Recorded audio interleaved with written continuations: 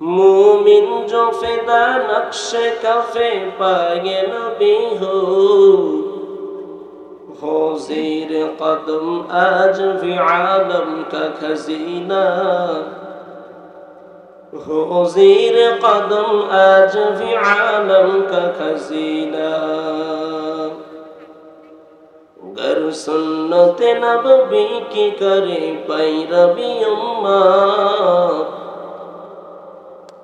गर सुन्नत नबवी की करे पैरवी उम्मत तूफान से निकल जाएगा फिर इसका सफीना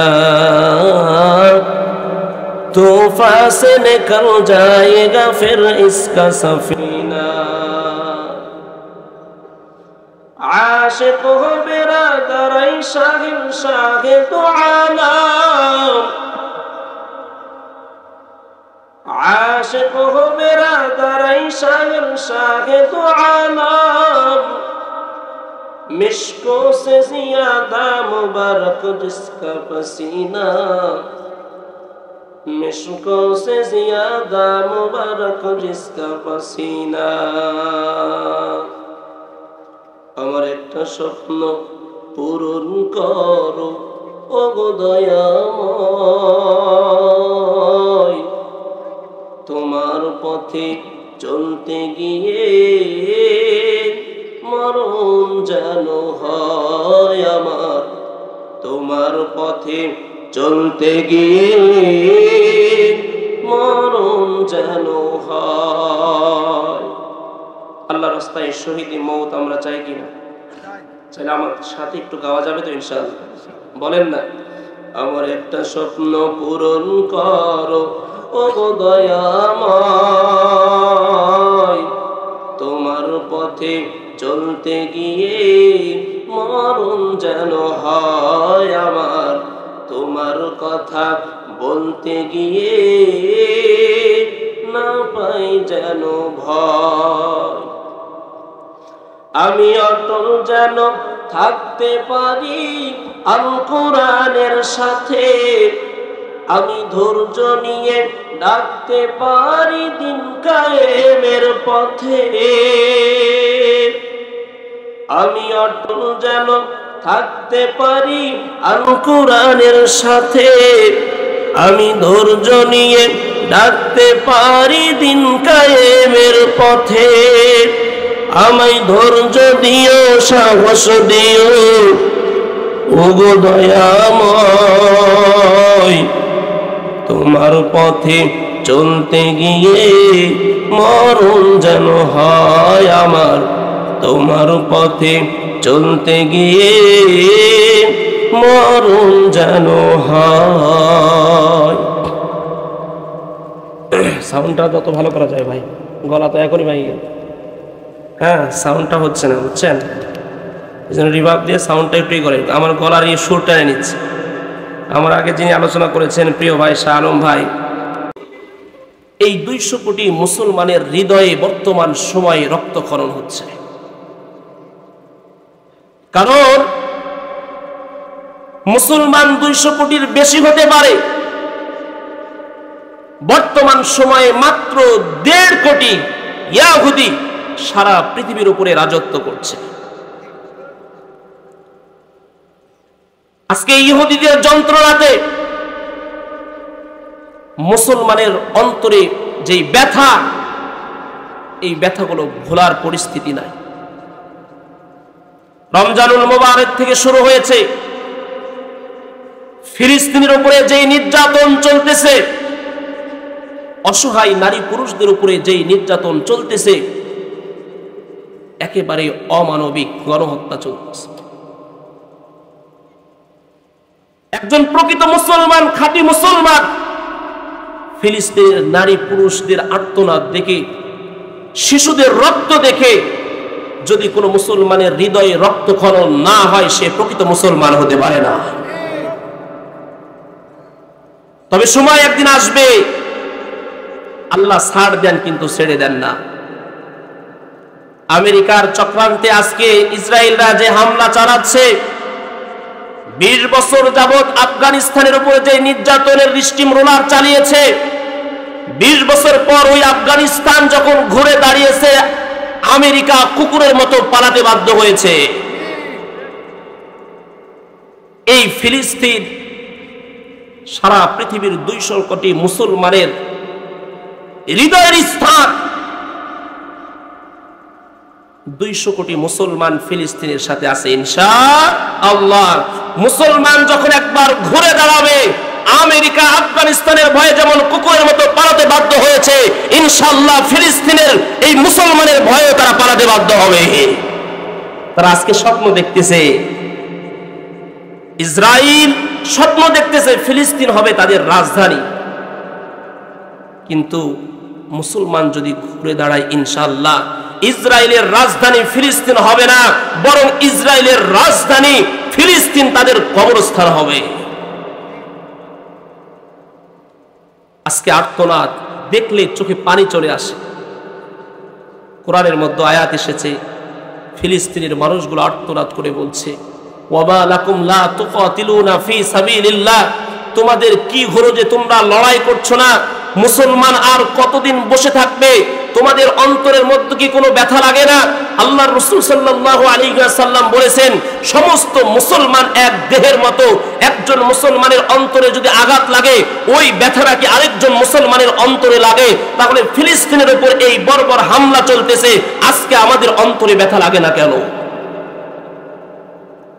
ফিলিস্তিনের মানুষগুলো আর্তনাদ করছে, ওয়াল মুস্তাদআফিনা মিনার রিজালি ওয়ান নিসাই ওয়াল বিলদান,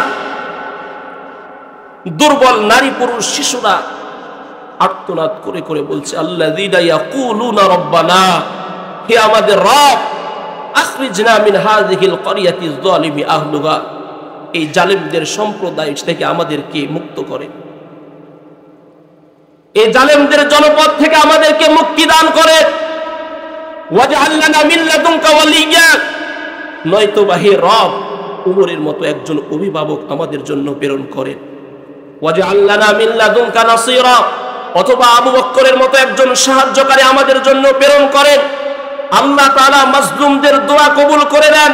এই মাজলুমরা চোখের পানি ফেলে আজকে দোয়া করছে, আল্লাহ আসমান থেকে দেখছে। আল্লাহ কোরআনের মধ্যে ঘোষণা করেছেন, ফালা তাহসাবান্নাল্লাহু গাফিলান আম্মা ইয়ামালুয জালিমুন, জালিমরা কি মনে করেছে তোমরা যে নির্যাতন করছো, ফিলিস্তিনের উপরে যে জুলুম করতেছো, আমি আল্লাহ কি সেই খবর রাখি না? শুধু আমি সময়ের অপেক্ষায় রয়েছি। ইন্না আযাবি লাশাদীদ, আল্লাহর ধরাটা বড় কঠোর। আমি রব যখন ধরবো, পৃথিবীর কোনো শক্তি তোমাদেরকে বাঁচাতে পারবে না। পারবে? আল্লাহর ধরা বড় মারাত্মক। এজন্য আল্লাহ ছাড় দেন কিন্তু ছেড়ে দেন না। মুসলমান, আজকে বাংলাদেশ থেকে আমাদের আফসোস করা ছাড়া আর কিছুই নেই। তবে আমরা, আমাদের ঈমানি দায়িত্ব হবে, ইসরায়েলের যে সমস্ত পণ্য আমরা ব্যবহার করি, একেবারে পরিচিত পণ্য, এই সমস্ত পণ্যগুলো আমরা বর্জন করার চেষ্টা করব। আজকে আমরা ইসরায়েলের পণ্য কিনি, 7 আপ খাই, কোকা-কোলা খাই, মেরিন্ডা খাই, এরপরে টুথপেস্ট আছে না, ক্লোজ আপ ব্যবহার করি, ফেয়ার ইন লাভলি আমাদের মেয়েরা ব্যবহার করে। এই সমস্ত যত পণ্য রয়েছে আমরা ক্রয় করি, এরা আর্থিকভাবে শক্তিশালী হয়। বিনিময়ে কি করে?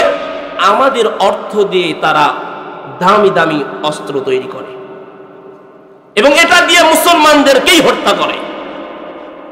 সুতরাং আমাদের ঈমানি দায়িত্ব হবে ওই মাজলুম ফিলিস্তিনিদের দিকে তাকাইয়া আমরা এই সমস্ত পণ্য কি করব? বর্জন করব ইনশাআল্লাহ, যাতে করে আর্থিকভাবে তারা দুর্বল হয়ে যায়। এই কাজটা তো করতে পারবো ইনশাআল্লাহ। আল্লাহ সবাইকে কবুল করেন, বলেন আমিন। প্রিয় উপস্থিতি, পবিত্র কোরআনুল কারীম থেকে আপনাদের সুপরিচিত একটি সূরা তেলাওয়াত করেছি, সূরাতুল আসর। সূরা আসর এটা ছোট বাচ্চা থেকে শুরু করে বৃদ্ধ পর্যন্ত যারা নামাজ পড়ে অথবা পড়ে না সবারই মুখস্থ আছে, আছে না নাই? কোরআনুল কারীমের 103 নম্বর সূরা। কয় নম্বর বলেন? 103 নম্বর সূরা। ইনশাআল্লাহ এই সূরা থেকে অল্প কিছু আলোচনা করার চেষ্টা করব। আপনারা এখান থেকে কিছু নেওয়ার চেষ্টা করবেন। আর যারা আমার অনুসরণ করবে না, যারা আমি নবীকে মানবে না, আমি নবীর আদর্শ তার জীবনে বাস্তবায়ন করবে না, এরা জাহান্নামী। বলেন আমরা জান্নাতে যেতে চাই কিনা? জান্নাতে যেতে চাই কিনা?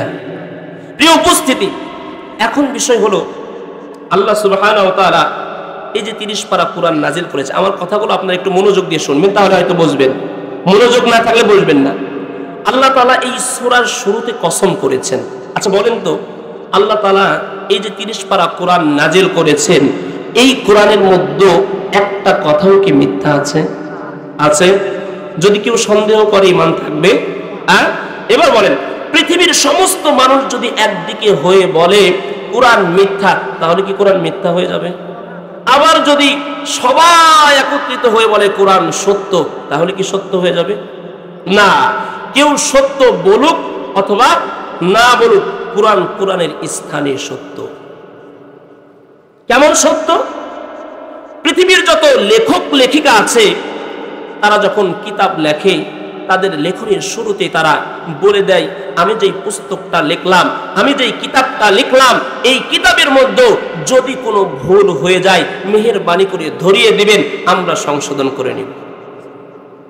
কিন্তু আমার রব গুরুত্বপূর্ণ, আর এই গুরুত্বপূর্ণ বিষয়ের দিকে মানুষকে আকৃষ্ট করার জন্য, মনোনিবেশ করার জন্য আল্লাহ কসম করলেন, যাতে করে মানুষের গুরুত্বটা বেড়ে যায়। আল্লাহ শুধু এখানে কসম করেছেন না, বরং কোরআনের বহু জায়গায় আল্লাহ কসম করেছেন। ওয়াসসামাই যাতিল বুরুজ ওয়াল ইয়াউমিল মাউউদ ওয়াশাহিদিন ওয়া মাশহুদ ওয়াত-তিনি ওয়াজ-যাইতুন ওয়া তুরি সিনিন وهذا البلد الأمين والشمس وضحاها والقمر إذا تلاها والنهار إذا جلاها والليل إذا يغشاها لا أقسم بيوم القيامة ولا أقسم بالنفس اللوامة لا أقسم بهذا البلد وأنت حل بهذا البلد। এই সমস্ত সূরাতে আল্লাহ কি করেছেন? কসম করেছেন। কেন? এই কসমের পরে যে বিষয়গুলো আসবে, কথাগুলো আসবে, এই কথাগুলো অত্যন্ত গুরুত্বপূর্ণ। এইবার আসুন, গুরুত্বপূর্ণ কথা কি? গুরুত্বপূর্ণ কথা হলো এই 4টা গুণ। কয়টা গুণ? আমাদের 4 মাযহাবের যে ইমাম রয়েছে, এদের মধ্যে একজন ইমাম বলে আল্লাহ সুবহানাহু ওয়া তাআলা সূরা আসর নাজিল করেছেন। এই সূরা আসরটা যদি শুধু নাজিল করতেন, কোরআনের আর অন্য আয়াত যদি নাজিল না করতেন, এই একটা সূরাই মানুষের জন্য যথেষ্ট হয়ে যাইত। বলেন সুবহানাল্লাহ। তাহলে এবার বুঝেন কত গুরুত্বপূর্ণ। আয়াত এবং হাদিস থেকে আমরা যেটা বুঝলাম, সূরার মধ্যে আল্লাহ বলেন 4টা গুণ অর্জন করতে হবে। কয়টা গুণ? 1 নম্বরে ঈমানের গুণ, 2 নম্বরে নেক আমলের গুণ, 3 নম্বরে সত্যের গুণ। সত্যের পরস্পরকে সত্যের উপদেশ দিতে হবে। এরপরে 4 নম্বরে পরস্পরকে ধৈর্যের উপদেশ দেওয়া হবে। আমার নবী ও হাদিসের মধ্যে জানায়া দেন, জমিনের মধ্যে যত তারা ব্যতীত আমরা যারা এখানে উপস্থিত হয়েছি, বলেন জান্নাতে যেতে চাই কিনা? টাটকা মিছা কথা। কি কথা বলেন? টাটকা মিছা কথা। কারণ জান্নাতে যদি আপনি যেতে চান, এর নবীর আশিকের দল জান্নাতে যাওয়ার জন্য নামাজ আদায় করার দরকার আছে না নাই? বলেন, আপনি যদি জান্নাতে যেতে চান, আজকে ফজরের নামাজ কেন আদায় করলেন না? আপনি যদি জান্নাতে যেতে চান, আজকে কেন যোহরের নামাজ আদায় করলেন না? আপনি যদি জান্নাতে যেতে চান, আজকে কেন আসর মাগরিব নষ্ট করলেন? আপনি যদি জান্নাতে যেতে চান, আজকে ঈশার নামাজ কেন আপনি নষ্ট করলেন? তার মানে বোঝা গেল এটা বাটপারি। আমল ছাড়া জান্নাতে যাওয়া অসম্ভব। জান্নাতে যাওয়ার জন্য প্রয়োজন কিসের? জোরে বলেন, জোরে কোন? আল্লাহ বলে ইন্নাল আবরার লাফি নাঈম ওয়া ইন্নাল ফুজ্জারা লাফি জাহিম। নেক আমল করবি জান্নাতে চলে যাবি, জোরে কোন সুবহানাল্লাহ। নেক আমল করবি না, বিনিময়ে জাহান্নামে চলে যাবি। অতএব শুধু জবান দ্বারা বললে হবে না আমি জান্নাতে যাব, জান্নাতে যাওয়ার কাজ করতে হবে, ঠিক না ভাই? ঠিক। এর নবীর আশিকের দল বাটপারি করলে দুনিয়াতে মানুষের সামনে করা যাবে, কিন্তু আল্লাহর সামনে বাটপারি চলবে না। দুনিয়াতে বাহাদুরি চলবে, কিন্তু আল্লাহর সামনে বাহাদুরি চলবে না। আমার রবের সামনে বাহাদুরি করেছিল নমরুদের মতো বড় বাহাদুর, আমার রবের সামনে বাহাদুরি করেছে ফেরাউনের মতো বড় বাহাদুর, কিন্তু এত বড় বড় বাহাদুর বাহাদুরি করিয়াও আমার রবের সামনে টিকতে পারে না, ঠিক কিনা বলে? এত বাহাদুরি করলো, কিন্তু এই বাহাদুরি কোনো কাজে আসলো না। বলে কত বড় বাহাদুর। নমরুদ এবার ডাক দেয়া কয়, আল্লাহরে দুনিয়াতে রাখবই না, আল্লাহরে এবার হত্যা করে ফেলব। জোরে কর নাউজুবিল্লাহ। আল্লাহরে হত্যা করবে, কত বড় বাহাদুর। জমিন থেকে এবার বাঁশ দিয়া টাওয়ার বানাইয়া টাওয়ারের উপরে উঠিয়া আসমানের দিকে তীর নিক্ষেপ করা শুরু করেছে। আল্লাহরে এবার হত্যা করেই ছাড়ব। আমার আল্লাহর সাথে কোনো বাহাদুরি চলবে না, কারণ তুমি তো কি বাহাদুর, তোমার সৃষ্টিকর্তা হলো আল্লাহ। ওয়া মাকারু ওয়া মাকারাল্লাহ ওয়াল্লাহু খায়রুল মাকিরিন।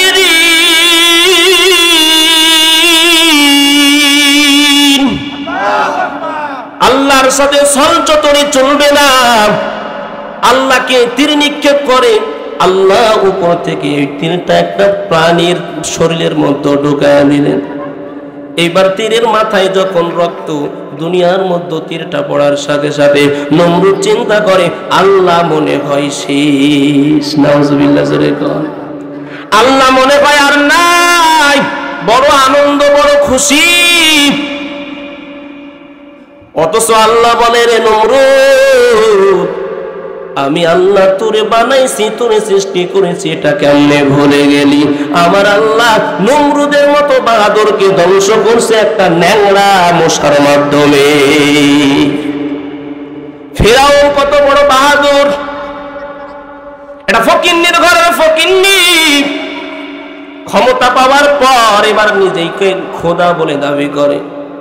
ডাক দেয়া কয়, আনা রব্বুকুমুল আ'লা, আমার মতো বড় খোদা জমিনে আর আসমানে কেউ নাই, আমি বড় খোদা। কিন্তু সন্ধ্যা যখন হয়ে যায়, ওই ফিরাউন একটা গর্তের মধ্যে গুহার ভিতরে যাওয়ার পর হাত দুইটা তুলে ডাক দিয়ে কয়, ও দয়ার মালিক, আমি জানি আপনার মতো ক্ষমতাওয়ালা কেউ নাই, সমস্ত ক্ষমতার অধিকারী আপনি।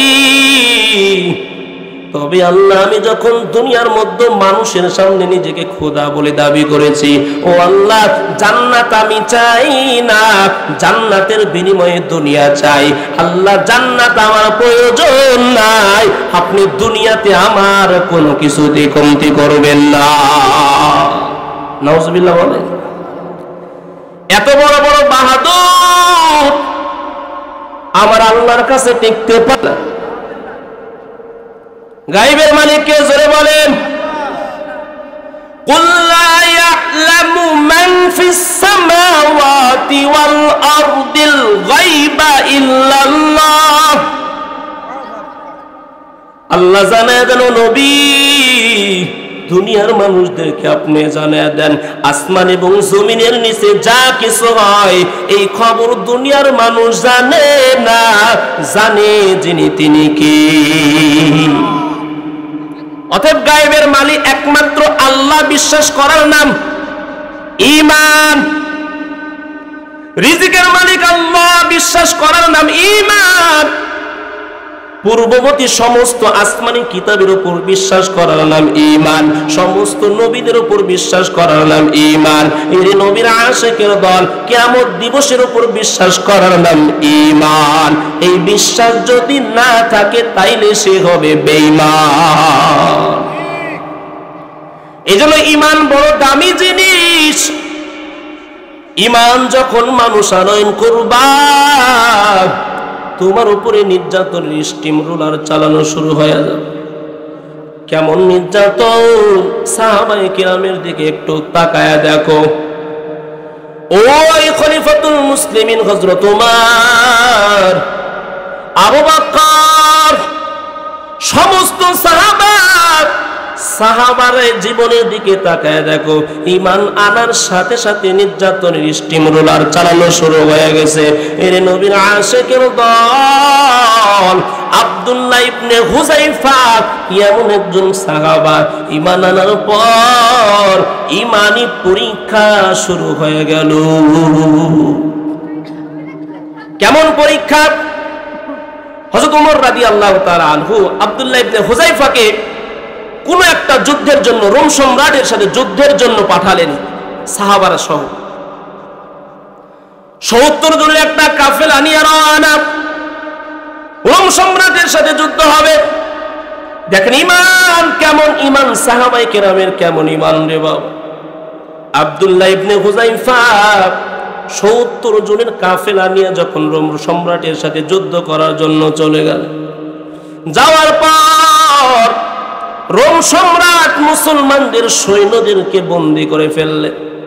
আব্দুল্লাহ ইবনে হুযায়ফাকে যখন বন্দী করা হলো, এইবার অফার দেওয়া শুরু হয়, এই আব্দুল্লাহ, মুহাম্মাদের উপর ঈমান আনছো, পরীক্ষা তোমার শুরু। মুহাম্মাদের উপর থেকে ঈমান সরাও, বিনিময়ে তোমাকে কিছু পুরস্কার দেওয়া হবে। বলে কি পুরস্কার? ১ নাম্বার, মুসলমান ইসলাম ছেড়ে দাও, খ্রিস্টান ধর্ম গ্রহণ করে নাও, বিনিময়ে আমার অর্ধ রাজত্ব তোমার নামে লিখে দিব। জোরে কন্যা নাউজুবিল্লাহ। আমার সুন্দরী রমণীর সাথে তোমার বিবাহের ব্যবস্থা করব, বিনিময়ে মুহাম্মাদের উপর থেকে ঈমানটা সরায় ফেলু। কেমন ঈমান! আব্দুল্লাহ ইবনে হুযায়ফা ডাক দেয়া কয়, হে রোম সম্রাট, যে মুহাম্মাদের প্রেমে একবার পাগল, জীবন দিব কিন্তু ঈমান কখনো দিব না। আল্লাহু আকবার। এর নবীর আশিকের দল। এই জন্য সূরা সূরার মধ্যে আল্লাহ প্রথম গুণের নাম বলেছে ঈমান। প্রথম গুণের নাম কি? বলে ঈমান কোন সহজ বিষয় নয়। ঈমান যখন তুমি আনবা, তখন থেকে নিয়ত করবা, আমি আমার জীবনটা ইসলামের জন্য ওয়াকফ করে দিলাম। কি করলাম? জোরে কর। ইসলামের জন্য ওয়াকফ করে দিলাম। যখন যেই মুহূর্তে আল্লাহর জন্য, রাসূলের জন্য, দ্বীন ইসলামের জন্য যদি আমার জীবন দেওয়ার প্রয়োজন হয়, যদি আমার রক্ত দেওয়ার প্রয়োজন হয়, নির্দ্বিধায় আমি রক্ত দিতেও রাজি। আব্দুল্লাহ ইবনে হুযায়ফা ডাক দেয়া কয়, হে রোম সম্রাট, মুহাম্মাদের প্রেমে পাগল, একবার যেই মুহাম্মাদের উপর ঈমান আনছি, জীবন দিব কিন্তু ঈমান দিব না। ডাক দেয়া কয়, রে আব্দুল্লাহ, এমনি এমনি তোর ঈমান থেকে সরানো যাবে না। বলে তোর জন্য শাস্তির ব্যবস্থা করতে হবে। শাস্তির ব্যবস্থা করা হলো। কি শাস্তি? এই আব্দুল্লাহ ইবনে হুযায়ফার জন্য লম্বা একটা ডেগের ভিতরে তেল গরম করো, এই তেলের ভিতরে হুযায়ফাকে ছাড়িয়া দাও, দেখবা মৃত্যুর ভয়ে হুযায়ফা ঈমান ত্যাগ করবে। আব্দুল্লাহ ইবনে হুযায়ফার সামনে তেল গরম করা হলো। ডাক দিয়ে কয়, এ আব্দুল্লাহ, এখনো সময় আছে, ঈমান যদি না ছাড়ো এই তেলের মধ্যে তোমাকে নিক্ষেপ করা হবে। আব্দুল্লাহ ইবনে হুযায়ফা এবার মুস্কি মুস্কি হাসি দেয়। জোরে কোন সুবহানাল্লাহ। এর নবীর আশিকের দল। একটা মানুষের কিছুক্ষণ পর জীবনটা বিদায় নিয়ে চলে যাবে, এমন একটা মানুষ মৌতের সময় মুস্কি হাসি দেয়। কারণ কি? রোম সম্রাট অবাক হয়ে গেলেন, কি ব্যাপার? এই পাগল হইছো, কিছুক্ষণ পর তোমার জীবন বের হয়ে যাবে, এমন সময় তুমি কেন মুস্কি মুস্কি হাসো? আব্দুল্লাহ ইবনে হুযায়ফা ডাক দেয়া কয়, এ রোম সম্রাট, এটা আনন্দের হাসি, যে হাসির কদর তুমি বুঝবা না। কেন হাসি জানো? কারণ আমার অন্তরের মধ্যে আফসোস, হায় হায়, আল্লাহ আমাকে একটাই জীবন দিয়েছে, আমার রব যদি আমাকে শত শত জীবন দিত, আমি আমার রবের জন্য শত শত জীবন কুরবান করে দিতাম। আল্লাহু আকবার। আরে আল্লাহ তো আমাকে একটা জীবন দিয়েছে, কয়টা? যদি শত শত জীবন দিত, আমার সবগুলো জীবন আমি আল্লাহ রাস্তায় কুরবান করতাম।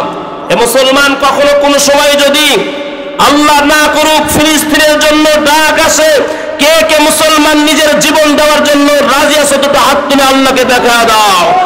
লিল্লাহি তাকবীর, লিল্লাহি তাকবীর।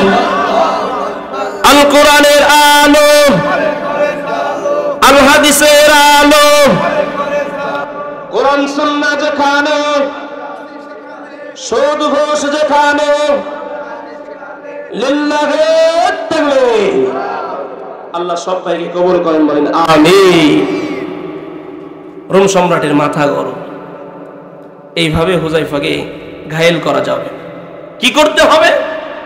বলে একটা ফাঁসির কাষ্ঠের ব্যবস্থা কর, ফাঁসিতে ঝুলিয়ে তাকে হত্যা করা হবে। আব্দুল্লাহ ইবনে হুযায়ফার জন্য এবার ফাঁসিতে ঝুলানোর ব্যবস্থা করা হলো। কিন্তু এই সময় আব্দুল্লাহ ইবনে হুযায়ফা কান্না করতেছে। রোম সম্রাট মনে করেছে হুযায়ফার অন্তরটা একটু দুর্বল হয়েছে, মনে হয় এখন সে ঈমান ছেড়ে দিবে। আসলে কি ঈমান ছাড়বে? জোরে কোন আসলে কি ঈমান ছাড়বে?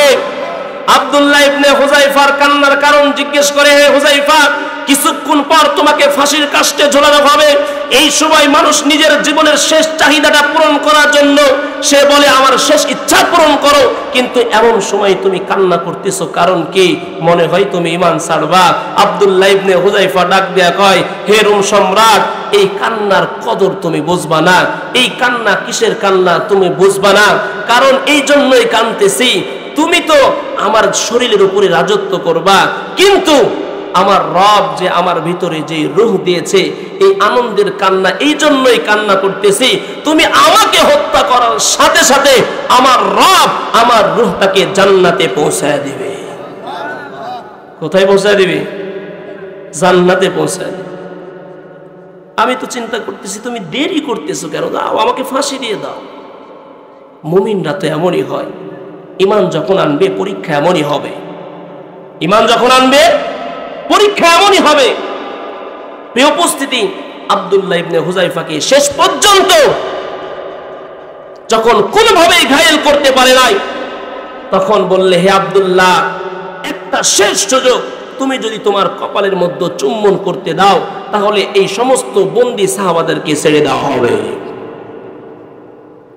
আব্দুল্লাহ ইবনে হুযায়ফার সাথে সাথে এই কাজটা করতে দিলেন, চুম্বন করতে দিলেন। সমস্ত সাহাবায়ে কেরামকে ছেড়ে দেওয়া হলো। হযরতে ওমরের কাছে সমস্ত সাহাবায়ে কেরামকে নিয়ে চলে যাওয়া হলো। হযরতে ওমর এই অবস্থাটা শোনার পরে তিনি নিজেও আব্দুল্লাহ ইবনে হুযায়ফার কপালের মধ্যে চুম্বন করলেন। জোরে করে সুবহানাল্লাহ। তাইলে এই মজবুত ঈমানের দরকার আছে না নাই? জোরে বলেন, আছে না নাই?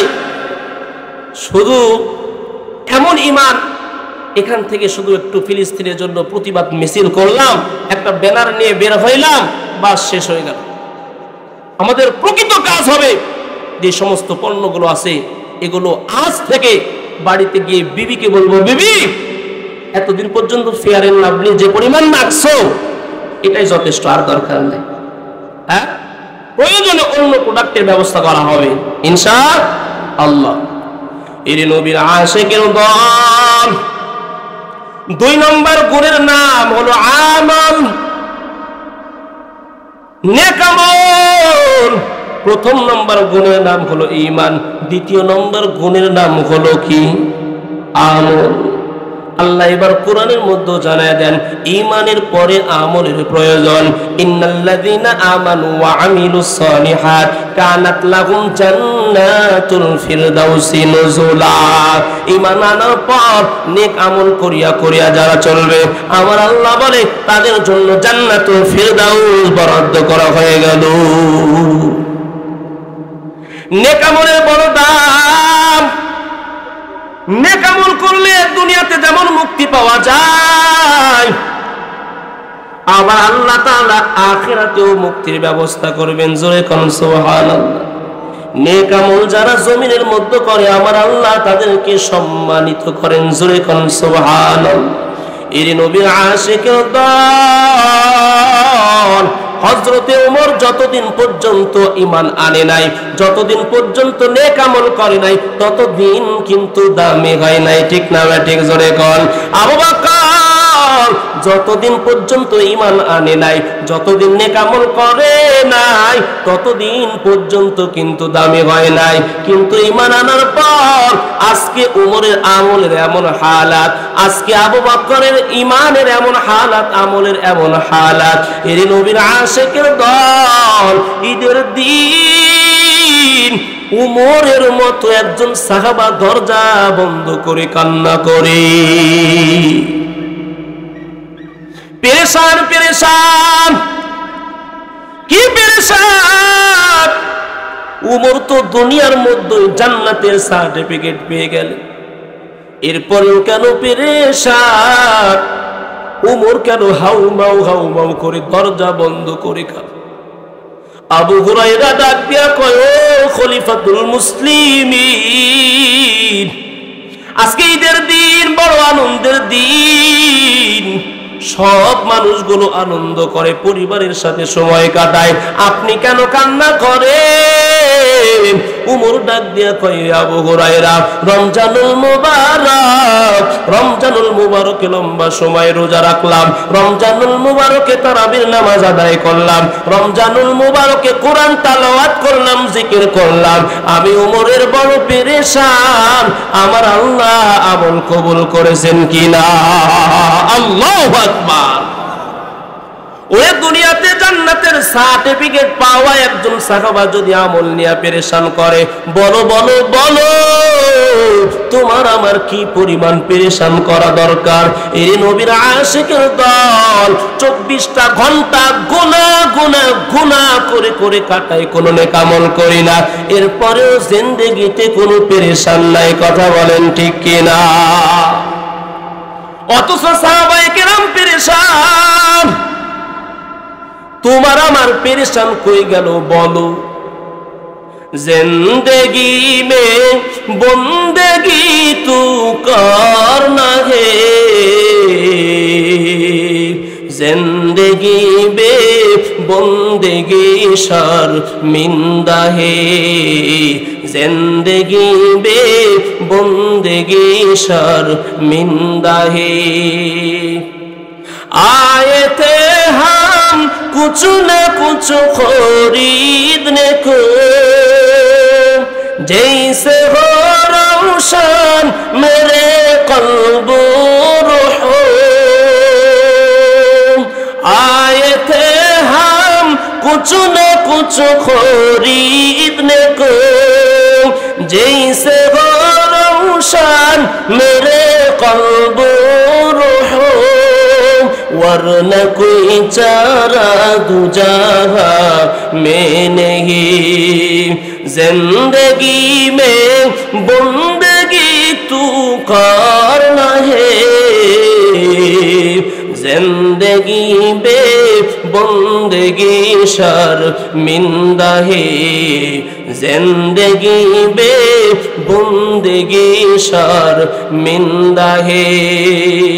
दुनिया में हो दुनिया का तलबगार न हो, बाजार से गुजर हो खरीदार न हो, ये दुनिया एक मिसल कागज फूल है, जिंदगी में बंदगी तू करना है, जिंदगी बे बंदगी शर्मिंदा है, जिंदगी बे बंदगी शर्मिंदा है। नेका আমলের দাম আছে না নাই? একটু আওয়াজ দেখো আছে না নাই? এর নবীর আশিকের দল, নেক আমলের কত দাম রে বাবা। নেক আমল ছাড়া আল্লাহকে খুশি করা সম্ভব না, নেক আমল ছাড়া জান্নাতে যাওয়া সম্ভব নেই। নেক আমল করবা, আল্লাহ দুনিয়াতে যেমন সম্মানিত করবে, আখিরাতেও সম্মানিত করবে। এর নবীর আশিকের দল, আমার রব কেমন রব তুমি জানো না? আমার রবকে পাওয়ার জন্য আমার নবীও পর্যন্ত যার আগের গুনাহ মাফ, পিছনের গুনাহ মাফ, এমন একজন নবী সারা রাত দাঁড়ায় ইবাদত করলেন। কি করলেন? কাকে পাওয়ার জন্য? জোরে বলেন। আল্লাহকে পাওয়ার জন্য সারা রাত ইবাদত করলেন। অথচ আমার নবীর সামনের পিছনের সমস্ত গুনাহ মাফ আমল করার কি দরকার? বলকের বাদশা ইব্রাহিম বিন আদম রাহমাতুল্লাহি আলাইহি রবকে পাওয়ার জন্য বাদশাহী পর্যন্ত ছেড়ে দেন। জোরে কোন সুবহানাল্লাহ। আর আমি আমার রবকে পাওয়ার জন্য স্ত্রী সন্তানের মহব্বত ছেড়ে মসজিদে ঢুকতে পারি না। কপাল কত খারাপ! ইব্রাহিম বিন আদম রাহমাতুল্লাহি আলাইহি একটা বাদশার দরবারে কি নাই, সব কিছু থাকার পরেও পেরেশান, কি নাই কি নাই কি নাই। খুঁজিয়া খুঁজিয়া দেখলেন সব আছে, কিন্তু আমার অন্তরের মধ্যে আমার রব নাই। পেরেশান শুরু করে দিয়েছেন। রবকে কেমনে পাওয়া যায়? রাতের বেলা ঘুমাই, স্বপ্নের মধ্যে দেখে ছাদের উপর কে যেন খটখট খটখট আওয়াজ করে। ইব্রাহিম বিন আদম ডাক দেয়া কয়, এত রাতে ছাদের উপরে কে আওয়াজ দেয়? উপর থেকে আওয়াজ দেয়। আমি একজন রাখাল। বলে, রাখাল তো রাতের বেলা ছাদের উপরে কি চাও? বলে, আমার ঘোড়াটা হারায় গেছে। ঘোড়া হারাইছে তো জঙ্গলায় খুঁজবা, মাঠের মধ্যে খুঁজবা, রাতের বেলা ছাদের উপরে কি ঘোড়া পাওয়া যায়? হ্যাঁ, রাতের বেলা কি ঘোড়া পাওয়া যায়? উপর থেকে রাখাল আওয়াজ দেয়। এরে ইব্রাহিম বিন আদম রাহমাতুল্লাহি আলাইহি, রাতের বেলা ছাদের উপরে যেমন ঘোড়া পাওয়া যায় না, আরামের পালঙ্কে শুয়ে শুয়েও আল্লাহকে পাওয়া যায় না। আল্লাহকে পাওয়ার জন্য কি লাগবে? জোরে বলেন। কথা কয় বুঝেন না? আল্লাহকে পাওয়ার জন্য নেক আমল লাগবে। কি আমল? জোরে বলেন। নেক আমল লাগবে। নেক আমল ছাড়া কোনো উপায় নাই। তিন আল্লাহর বান্দা আল্লাহকে পাওয়ার জন্য দেখেন কেমন নেক আমল করে। নেক আমল করে দোয়া করলেও আল্লাহ বিপদ থেকে রক্ষা করে। জোরে কোন সুবহানাল্লাহ। খলিফাতুল মুসলিমিন হযরত ওমর রাদিয়াল্লাহু তাআলা আনহু বর্ণনা করেন, নবীজি আমাদের সামনে বলেন, তিনজন মানুষ রাতের অন্ধকারে পাহাড়ি অঞ্চল দিয়ে হেঁটে যায়। সন্ধ্যার সময় হঠাৎ করে সন্ধ্যা ঘনিয়ে আসলো। রাত যাপন করবে কোথায়? তিন আল্লাহর বান্দা একটা গুহার ভিতরে ঢুকে গেলেন আশ্রয় নেওয়ার জন্য। হঠাৎ করে পাহাড়ের উপর থেকে একটা বড় পাথর গড়তে গড়তে গড়তে গড়তে গর্তের মুখ বন্ধ হয়ে গেল। বড় বিপদ। এত বড় পাথর তিন বান্দা মিলে তিনজনের পক্ষে সরানো সম্ভব না। আল্লাহর তিন বান্দা বলা বলে শুরু করলো, নেক আমল কিছু করছনি? নেক আমল করে যদি থাকো ওই আমলের ওসিলা করে দোয়া করো। কার কাছে? জোরে কোন কার কাছে? নেক আমল করিয়া কোন মানুষ আল্লাহর কাছে যদি দোয়া করে, আল্লাহ তার দোয়া কবুল করে নেয়। এর নবীর আশিকের দল, 5 ওয়াক্ত নামাজ আদায় করো, 5 বার নামাজ আদায় করে হাত তুলে দোয়া করো। এরপরে তাহাজ্জুদের নামাজ আদায় করো, হাত তুলে আল্লাহর কাছে দোয়া করো। ও দয়ার মালিক, জমিনের মধ্যে আমার মতো গুনাহগার কেউ নাই। ও আল্লাহ, গুনার কারণে আমার হাত দুইটা না পাক, গুনার কারণে আমার জবানটা না পাক।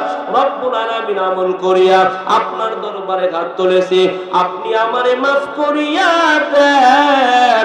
আল্লাহর কাছে যদি কেউ নেক আমল করে দোয়া করে, আল্লাহ সাথে সাথে তার দোয়া কবুল করে নেয়।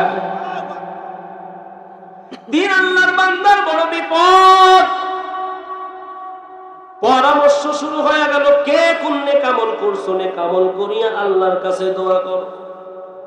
তিনজনের মধ্যে একজন দোয়া শুরু করেছে, ও দয়ার মালিক, জিন্দেগিতে তেমন কোনো আমল করতে পারি নাই, তবে একটা নেক আমল করেছি। বলে কি নেক আমল?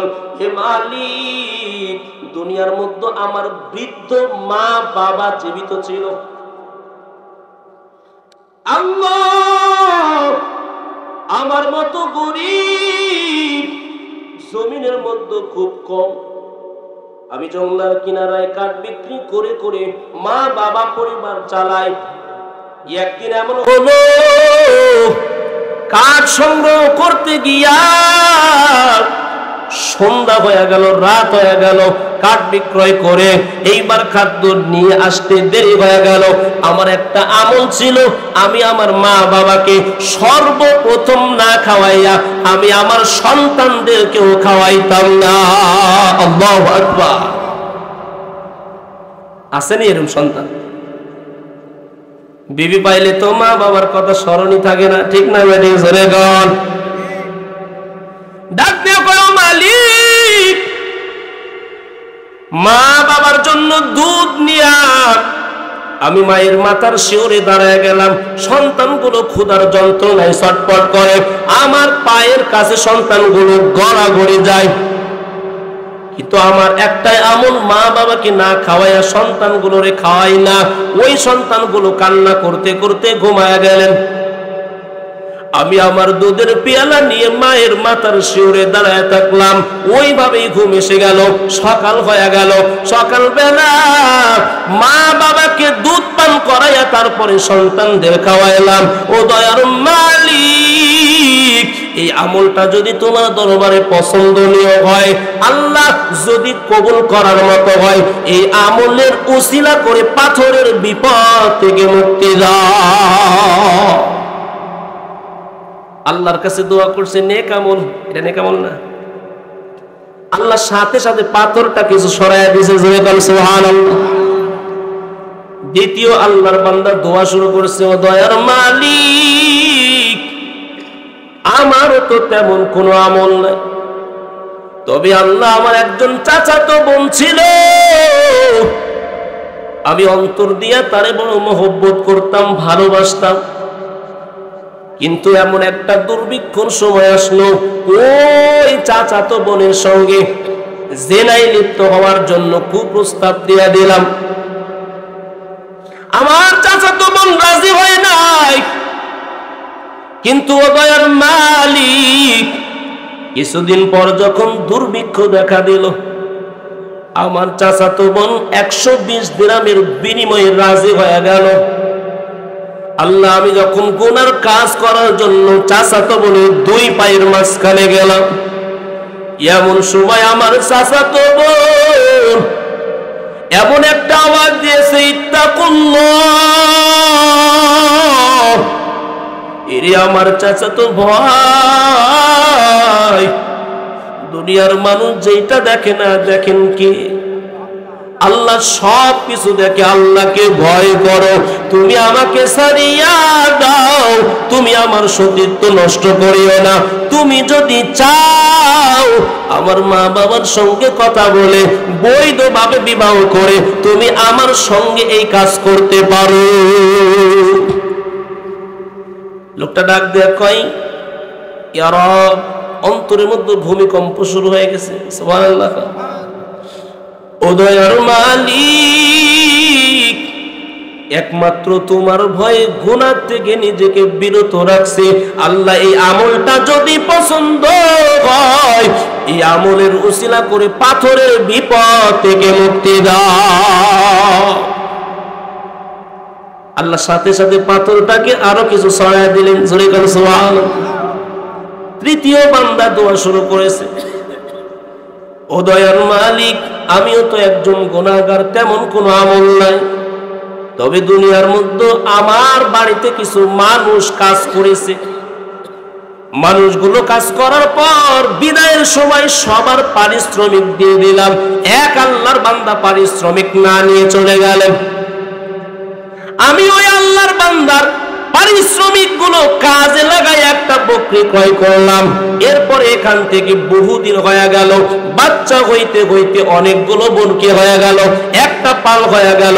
বেশ কিছুদিন পর ওই আল্লাহর বান্দা আমার দরবারে আসার পরে ওই যে পারিশ্রমিক চাইলেন, আমি বললাম সামনে তাকায় দেখো, যত বরকির পাল সবগুলো তোমার। জোরে বলো সুবহানাল্লাহ। এমন আমাদের মানুষ বাংলাদেশে অভাব নাই, আছে? খুঁজে পাওয়া যাবে না, হারকিন লাগে। এরে নবীর আশিকের দল, এবার ওই আল্লাহর বান্দা ডাক দেয়া কয়, আপনি আমার সঙ্গে মস্করা করছেন কেন? এতগুলো বরকি আমার কেমনে হলো?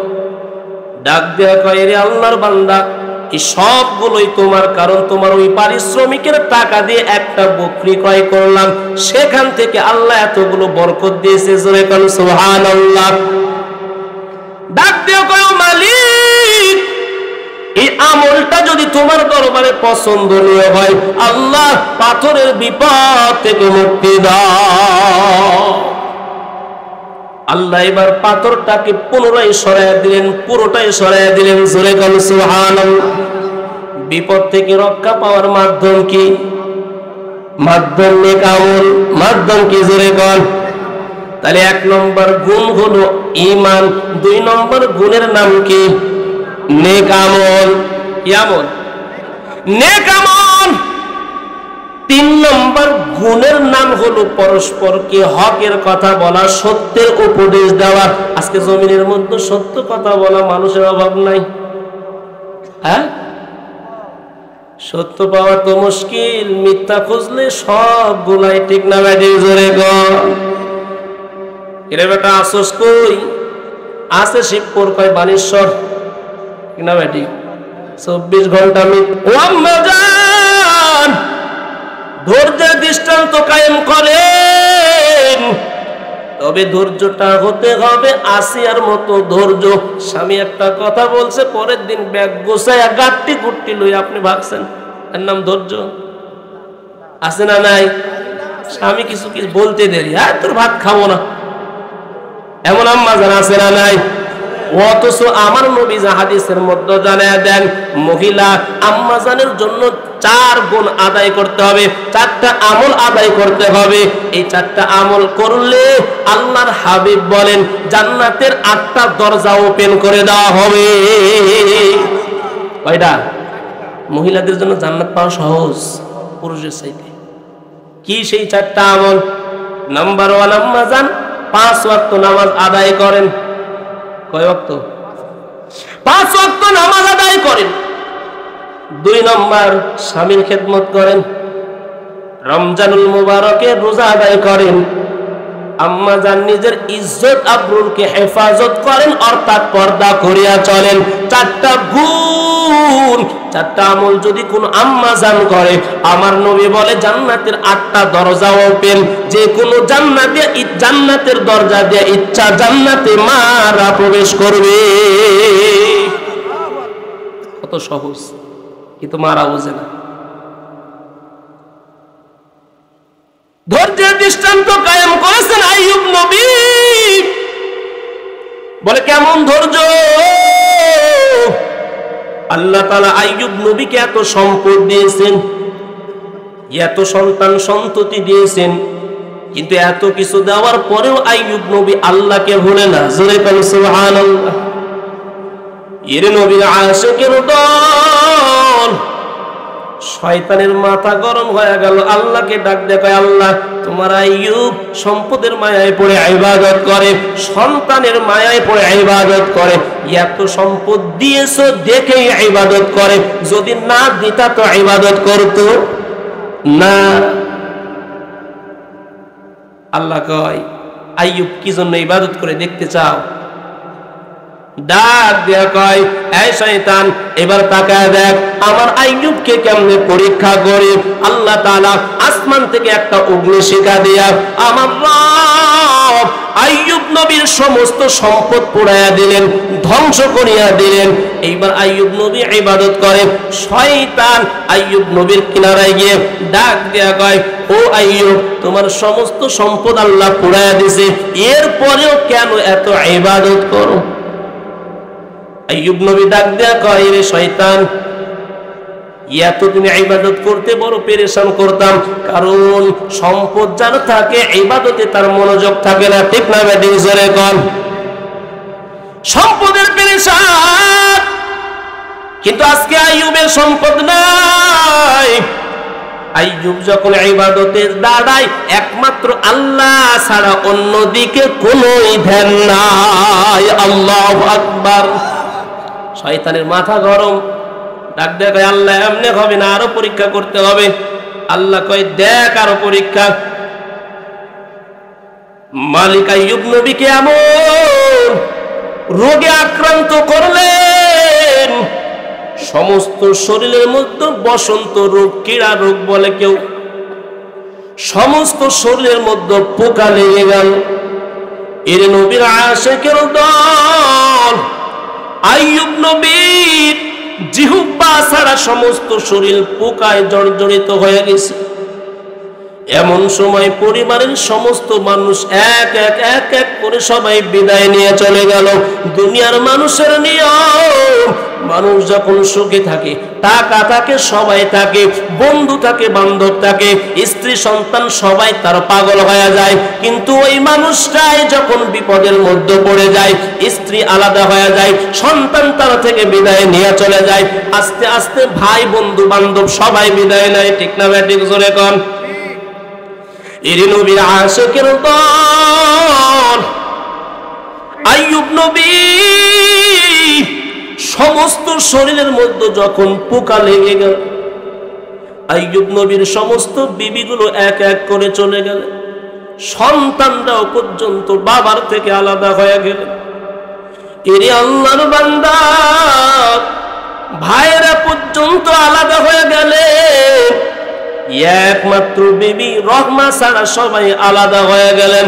আইয়ুব নবী ডাক দেয়া কয়, হে রহিমা, সবাই বিদায় নিয়ে চলে গেল, তুমি কেন যাও না? ওই রহিমা ডাক দেয়া কয়, হে আমার প্রাণের স্বামী, ময়দানে মাহশার যখন আল্লাহর কাঠগড়ায় দাঁড়াবো, আল্লাহ যদি বলে, হে বিবি রহমা, সবাই চলে গেছে, তুমিও কেন চলে গেলা? ওই দিন কাঠগড়ায় আল্লাহর সামনে কি জবাব দিব? স্বামী আপনার জন্য বড় নিয়ামত। যদি আপনি স্বামীর খিদমত করতে পারেন, আল্লাহ জান্নাত দিয়ে আপনাকে ধন্য করে দেবে। ওই স্বামীর সাথে কখনো বেয়াদবি করবেন না। স্বামী যদি কোনো অন্যায় করে থাকে, আসিয়া যেমন আল্লাহ শেষ পর্যন্ত মানুষের বাণী কাজ করে করে আইয়ুব নবীর জন্য পোকা, আল্লাহর কাছে ডাক দেয়া কয়, দয়ার মালিক, আল্লাহ সমস্ত শরীরের মধ্যে পোকা দিয়েছেন, কোনদিন আপনার কাছে দোয়া করে নাই, বরং আমি আইয়ুব পোকা যদি জমিনে পড়ে গেছে, সেখান থেকে পোকা তুলে আবার ক্ষতস্থানে লাগিয়ে দিলাম। ও আল্লাহ, আজকে আমার আস্তে আস্তে জিহ্বার মধ্যে পোকা চলে আসছে। ও দয়ার মালিক, যদি আমি আইয়ুবের জিহ্বার মধ্যে পোকা লেগে যায়, এতদিন আমি আপনারে ডাকতে পেরেছি, কিন্তু আমি আইয়ুব আর আপনাকে ডাকতে পারবো না। আল্লাহু আকবার। চিন্তা করেন কেমন ঈমান ছিল।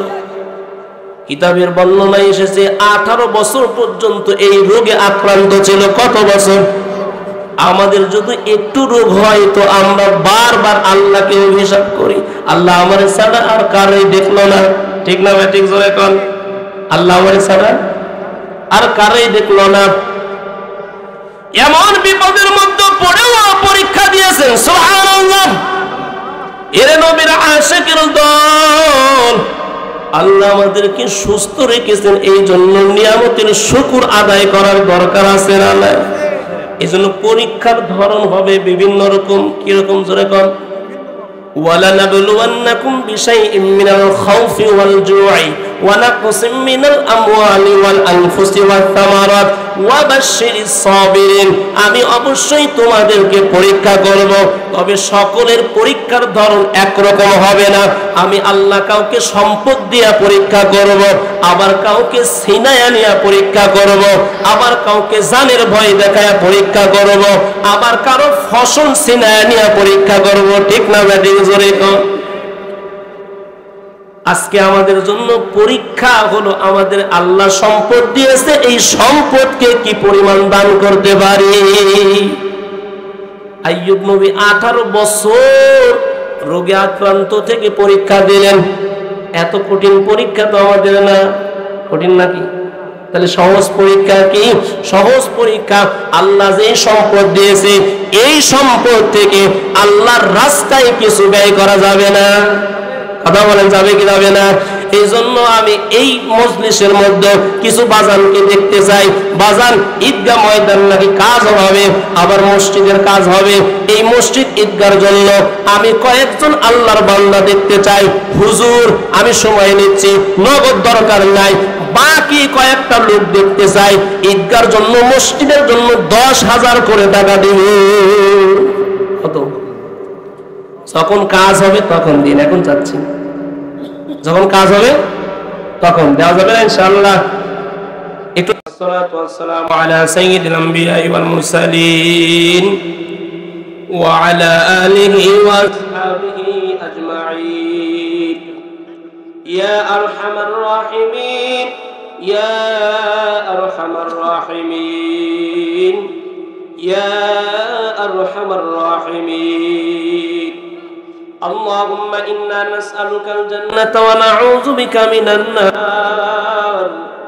اللهم ارحمنا فإنك خير الراحمين، وارزقنا فإنك خير الرازقين، وانصرنا فإنك خير الناصرين، واهدنا ونجنا من القوم الظالمين. وأفوض أمري إلى الله إن الله بصير بالعباد. حسبنا الله ونعم الوكيل، نعم المولى ونعم النصير. اللهم حاسبنا حسابا يسيرا، اللهم حاسبنا حسابا يسيرا. اللهم إنا نسألك الهدى والتقى والعفاف والغنى. اللهم أعني على ذكرك وشكرك وحسن عبادتك. اللهم اكفني بحلالك عن حرامك واغنني بفضلك عمن سواك. আয় আল্লাহ তাআলা কুদরতের দৃষ্টি দিয়ে তাকায় দেখেন মালিক, আল্লাহ গভীর রজনীতে আমি গুনাহগার, লম্বা সময় কোরআন হাদিস থেকে কথা বলে আপনার আলিশান দরবারে ভিখারির ন্যায় দোকানে হাত উত্তোলন করেছি। ও দয়ার মালিক আল্লাহ, তাকায় দেখেন আপনার কিছু পাগল বান্দারে মালিক। দুনিয়ার মানুষ কত গুনাহের মধ্যে লিপ্ত, কত কাজের মধ্যে ব্যস্ত। আল্লাহ গভীর রজনী মধ্য রজনী পর্যন্ত চাতক পাখির নাই চাইয়া চাইয়া আল্লাহ আপনার কোরআনের বাণীগুলো শ্রবণ করেছে গো মালিক। আল্লাহ আপনি কবুল করিয়া নেন। আল্লাহ আজকের এই ত্যাগকে আপনি কবুল আর মঞ্জুর করিয়া নেন রব্বুল আলামিন। এই ময়দানে যারা আমরা হাত তুলেছি আল্লাহ আমরা প্রত্যেকে গুনাহগার। এমন কোন গুনাহ নাই করি নাই, এমন কোন গুনাহ নাই ছাড়ি নাই রে মালিক। আয় আল্লাহ প্রকাশ্যে প্রকাশ্যে কত গুনাহ করলাম, গোপনে গোপনে কত গুনাহ করলাম, মনে করেছি দুনিয়ার কেউ দেখেই না রে আল্লাহ। ও দয়ার মালিক আপনি এমন একজন রহমান, আজকে আমার গুনাহ দেখার পরেও আপনি আমার রিজিক বন্ধ করে দেন নাই, কোনো বিপদের মধ্যে ফেলেন নাই। আপনার মতো রহমান কেউ নাই, আপনার মতো রহিম কেউ নাই রে আল্লাহ। ও দয়ার মালিক আল্লাহ এই ময়দানে যারা আমরা হাত তুলেছি প্রত্যেককে কবুল করেন, দ্বীনের খাদেম হিসেবে কবুল করেন, ইসলামের খাদেম হিসেবে কবুল আর মঞ্জুর করেন, আমালিয়াতের জিন্দেগি দান করেন, গুনাহমুক্ত জিন্দেগি দান করেন আল্লাহ, জিকির করনেওয়ালা কলব দান করেন আল্লাহ রব্বুল আলামিন। এই ময়দানে আমরা যারা হাত তুলেছি অনেকের মা নাই, অনেকের বাবা নাই। হায় আল্লাহ, জনম দুঃখী মা বাবা যাদের অন্ধকার কবরে চলে গেছে, জানি না মা বাবার কবরের কি হালাত। মা বাবার কবরে আযাব মাফ করিয়া দেন, কবরগুলিকে জান্নাতের বাগান বানায় দেন আল্লাহ, কবর থেকে জান্নাত পর্যন্ত রাস্তা বানায় দেন আল্লাহ। আয় আল্লাহ, খাস করে মালিক আজকে পালিপাড়া দক্ষিণ পাড়া মসজিদের উন্নতি কল্পে মাহফিল, আল্লাহ এই মাহফিলে কত মানুষ টাকা দান করেছে মসজিদের জন্য।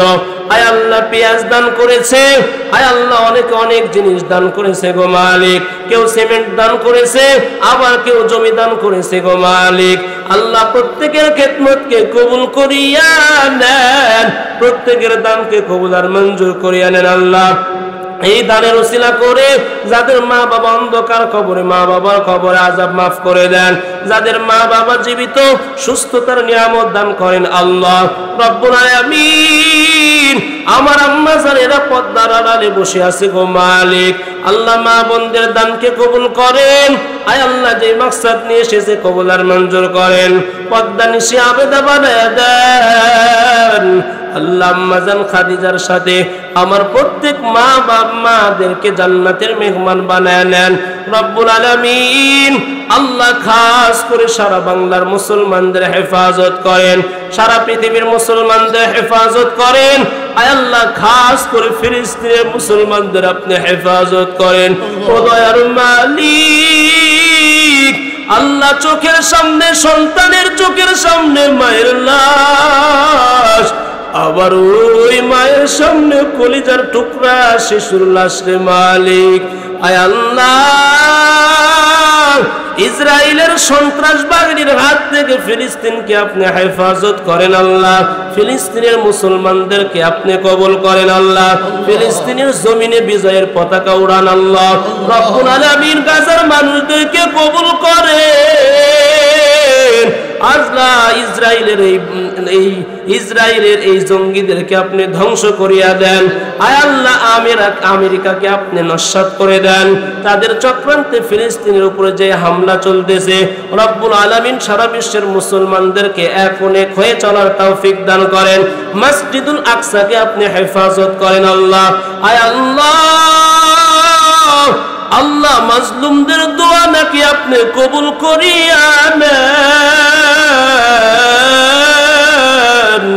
প্রতিনিয়ত মাজলুম ফিলিস্তিনের মানুষগুলো চোখের পানি ফেলে দোয়া করতেছে, আল্লাহর কত রক্ত দেখব,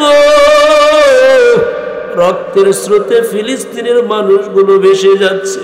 আয় আল্লাহ, এমন ভাবে বেঈমানরা বোমবাস্টিং করতেছে গো মালিক, মানুষগুলো পতঙ্গের ন্যায় আকাশের মধ্যে উড়তেছে। ও আল্লাহ, আপনি ফিলিস্তিনের মানুষদেরকে হেফাজত করেন আল্লাহ, তাদেরকে আপনি কবুল আর মঞ্জুর করিয়া নেন। পাশাপাশি ভারতের মুসলমানদেরকে কবুল করেন আল্লাহ। রমজানুল মুবারকে আল্লাহ গরু জবাই করার কারণে ফিলিস্তিনের মানুষের উপর, ভারতের মানুষের উপর নির্যাতন করা হয়েছে। ভারতের সমস্ত মুসলমানদের আপনি হেফাজত করেন, বাংলাদেশের সমস্ত মুসলমানদেরকে আপনি হেফাজত করেন, নেপালের মুসলমানদেরকে আপনি হেফাজত করেন আল্লাহ। সারা বিশ্বের মুসলমানদেরকে আপনি বিজয় দান করেন আল্লাহ, সারা বিশ্বের বেঈমানদেরকে আপনি ধ্বংস করে দেন আল্লাহ রব্বুল আলামিন। সমস্ত চক্রান্ত থেকে মুসলমানদের হেফাজত করেন আল্লাহ। আল্লাহ, ছোট্ট দেশ বাংলাদেশকে আপনি কবুল আর মঞ্জুর করেন। আয় আল্লাহ, খাস করে আজকে মাহফিলের আয়োজন যারা করেছে কবুল করিয়া নেন, আয়োজকদের কবুল আর মঞ্জুর করিয়া নেন, প্রত্যেকদের খেদমতকে আপনি কবুল আর মঞ্জুর করিয়া নেন আল্লাহ। এই মহল্লার প্রত্যেকটা মানুষকে কবুল করেন আল্লাহ, যে যেই মাকসাদ নিয়ে দান করেছে কবুল করিয়া নেন। আয় আল্লাহ, আপনার এক বান্দা ঈদগাহ ময়দানের জন্য জমি দান করেছে কবুল করিয়া নেন। পিতার দুনিয়া থেকে বিদায় নিয়েছে আল্লাহ, তার পিতার কবরে আযাব মাফ করে কবরটাকে জান্নাতের বাগান বানায় দেন আল্লাহ। আয় আল্লাহ, খাস করে আমার জহিরুল ইসলাম ভাইকে আপনি কবুল আর মঞ্জুর করিয়া নেন আল্লাহ রব্বুল আলামিন। দ্বীনের খেদমত করার তৌফিক দান করেন আল্লাহ যতদিন দুনিয়ার মধ্যে জীবিত থাকবে কুরআনুল কারীমের হক কথা বলার তৌফিক দান করেন আল্লাহ। আল্লাহ খাস করে আমরা যারা হাত তুলেছি মা বোন সহ আমাদের সবাইকে ঈমান দান করেন আল্লাহ। ঈমান নিয়ে দুনিয়া থেকে বিদায় নেওয়ার তৌফিক দান করেন আল্লাহ। রব্বানা তাকাব্বাল মিন্না ইন্নাকা আনতাস সামিউল আলিম ওয়া তুব আলাইনা ইন্নাকা আনতাত তাওয়াবুর রহিম। আয় আল্লাহ, এই মসজিদের ইমাম সাহেবকে আপনি কবুল আর মঞ্জুর করে নেন, মসজিদের কমিটি বৃন্দকে আপনি কবুল আর মঞ্জুর করে নেন আল্লাহ। আজকের মাহফিলের সভাপতি সাহেবকে আপনি কবুল আর মঞ্জুর করেন আল্লাহ। ওয়া সাল্লাল্লাহু তাআলা আলা খায়রি খালকিহি মুহাম্মাদি ওয়া আলিহি ওয়া আসহাবিহি আজমাইন। রব্বুল আলামিন পরিশেষে ফরিয়াদ জানাই আল্লাহ, রাজশাহী টিভিকে আপনি কবুল আর মঞ্জুর করে নেন, জামান ওয়াজ মিডিয়াকে আপনি কবুল আর মঞ্জুর করে নেন আল্লাহ। ভালোভাবে দিন প্রচার করার তৌফিক দান করেন আল্লাহ। ওয়া সাল্লাল্লাহু তাআলা